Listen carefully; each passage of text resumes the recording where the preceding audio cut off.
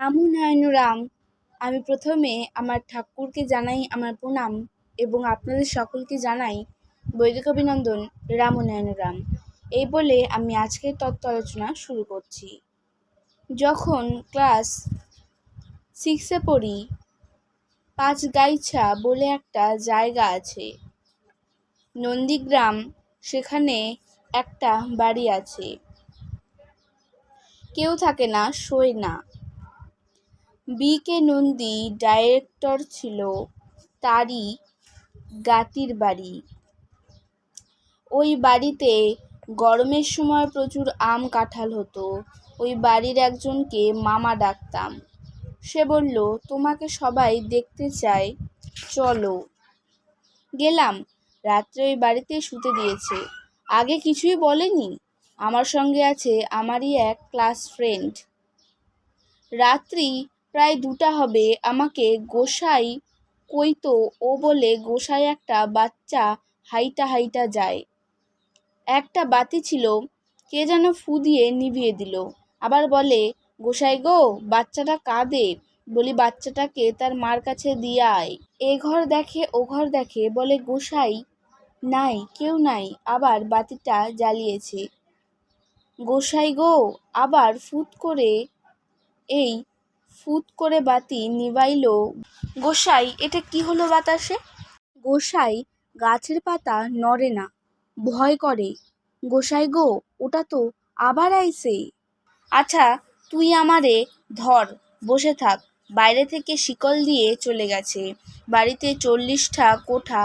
আমি বলি, একটা কাম কর, বাতিটা নিয়ে দেখ ঘরের মধ্যে ক্যাডা ক্যাডা আছে। 2টা ঘর যেতেই ঠ্যাং দেখছে, লোকটা দেখে নাই। গোসাই গো, নূতন কাপড় পরে একটা বুড়ি শৈলতা পাকায়। ও তখন বোঝে নাই ঠ্যাংটা একটু লম্বা।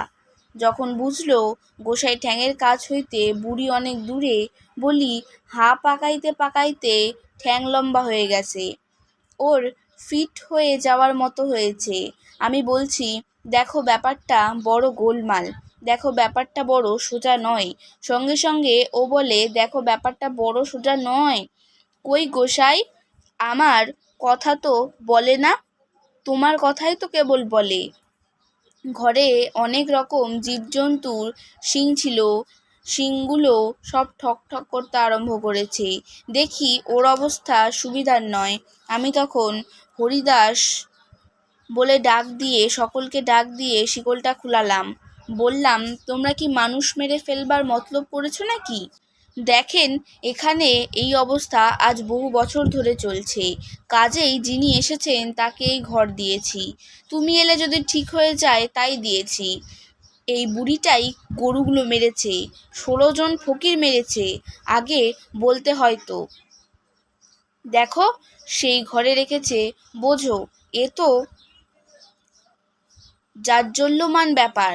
কখন কি এসে যায় আমাকে বলে, এখন কিছু আছে? বলি, আর নাই। এগুলো এক ধরনের বিদেহী। আর এক ধরনের বিদেহী আছে, তারা ঘুরতে থাকে যদি কোনো সিদ্ধমোহনের কৃপা পায়। ধরো, কোনো সিদ্ধমোহন ঠিক করলেন 21 লক্ষ বৎসরের সাধনার ফল 1 মিনিটে দিয়ে দেবেন। তখন দেখে ওই বাধাটা যদি সৃষ্টি করতে পারে, তবে সে ওটা পেয়ে যাবে। তারা ত্রুটির ব্যবস্থা করলেন, কাম, টাকা পয়সা, সাতে পাচে। এক এক দেশ এক এক রকম। পাহাড়ে গিয়েছিলাম।